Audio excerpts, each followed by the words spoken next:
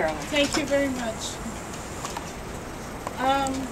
I would like to thank Bendina Miller, the Canadian Association for Community Living, and the LiveWorkPlay organization for inviting me here today. My name is Carolyn Matt. I am a citizen, a volunteer, an artist, and a person with an intellectual disability. I want to tell you a short story about one part of my life and my experience as an adult with an intellectual disability in Canada. My story is about something a lot of people take for granted, having a place to live where they are comfortable and have what they need to live their life as an active citizen. I tried living in a lot of different situations, including living in my own apartment. I was very isolated, and eventually I could not take care of myself. My family and the agency that was supporting me at the time were very worried about me and trying to get me the help that I needed, but it did not work out. The provincial government system in Ontario that helps people with intellectual disabilities is called developmental services. The developmental services system has a very institutional past and still not have a lot to offer for someone like me that wants to live with independence but needs some daily help to be successful. Because I did not succeed in my own apartment, the developmental services system put me in a place that I found hard to pronounce. It's called domiciliary hostel. I just called it the residence. I had a tiny room on a metal bed in the basement along with another 30 people in the building. There was some good things about living in this institutional setting. I had a roof over my head and I had 3 meals a day provided for me. But it did not cure my loneliness and only increased my disconnection from the community. My life was about eating and sleeping and eating. I told you at the beginning that I was an artist. I love to draw and paint, and my work has been lots of shows. But when I went into the institution, I stopped being an artist. For 3 years, I didn't feel like drawing. I didn't feel like doing much of anything. LiveWorkPlay is a local affiliate of Community Living Ontario, and they had been helping me for about 10 years with different goals in my life.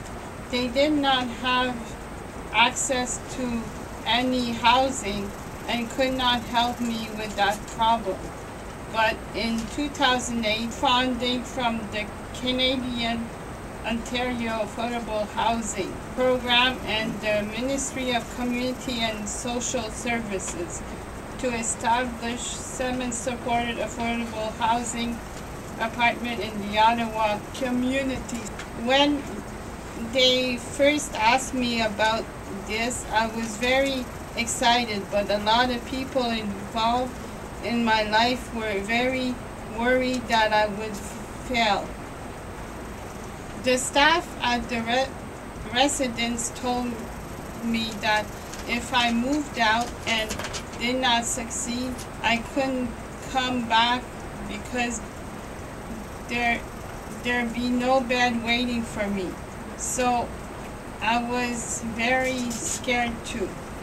When I figured out with LiveWorkPlay was that I wanted to develop my independence by living with a roommate that could be around to give me advice on ordinary daily activities, and that I would need paid staff to help me with tasks like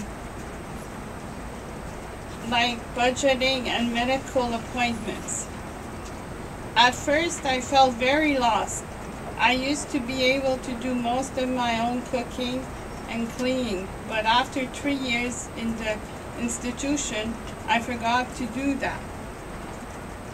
It is also taking me some time to get used to having privacy, but with help from my wonderful roommate, Jennifer, and the support staff at LiveWorkPlay, these skills are coming back to me, and I am able to do more and more for myself. I am very happy to tell you that I have been living in my apartment now for 6 months. I have friends that live close by, and I spend time with them almost every day. I have some other exciting news for you. My desire to paint and draw is also coming back. It took about 3 months, and then something changed inside of me, and I picked up a brush and started to paint. This Friday, I'm going to be part of a show that is opening at the Heartwood Gallery at Chapel and Rideau, just a few minutes from Parliament Hill. You all invited. I have shared this story to try to help explain how easily the quality of life of a person with an intellectual disability can be reduced to nothing more than sleeping and eating. I don't think members of the public, of their elected officials, realize how common it is for people like me to end up in a hole in the wall, out of sight, forgotten. I was lucky I had a family and a network of paid and unpaid supporters that did not give up on me. There are lots of people out there who are not so lucky and spend their entire lives excluded from the rest of their community.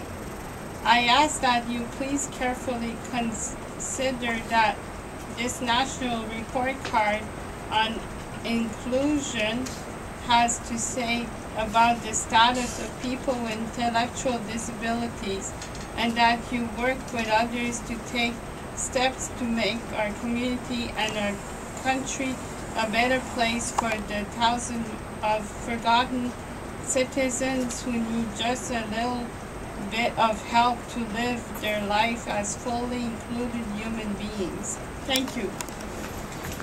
Thank you, Carolyn, for sharing your courageous story with us. You're welcome. And we just heard Carolyn urge us all to further the work that is so necessary in this country to ensure that all people with intellectual disabilities live as full citizens. Legal capacity article. So you mentioned that progress has been made, but there's still an inequality. Right. So what specifically needs to be done?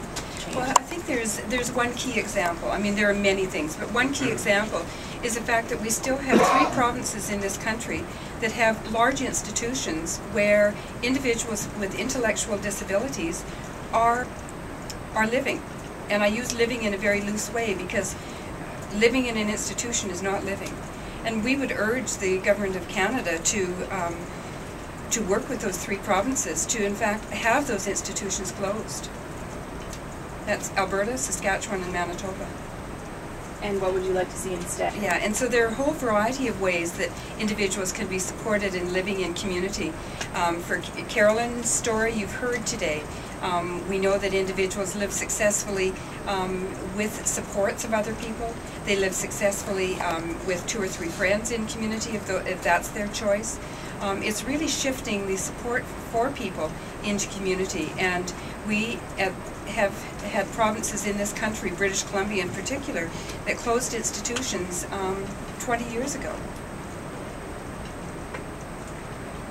Thank you. All right, thank you very much. Thanks so much. Merci beaucoup. Thank you very much.